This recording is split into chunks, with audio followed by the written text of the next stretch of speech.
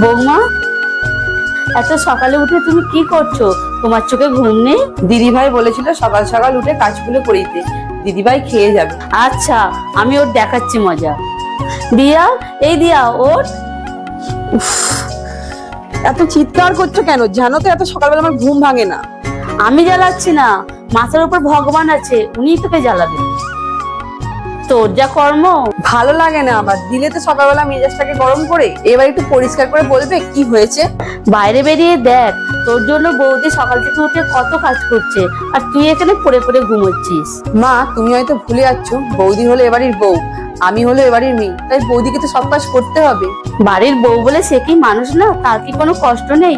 আর কোথায় লেখা আছে বাড়ির বউ বলে তাকে সব কাজ করতে হবে? তুই বৌদির সাথে যে ব্যবহার করছিস, দেখবি একদিন তোর সাথেও এরকম হবে। একটু দেরিতে হলেও ভগবান ঠিক তার কর্মফল ভোগ করায়।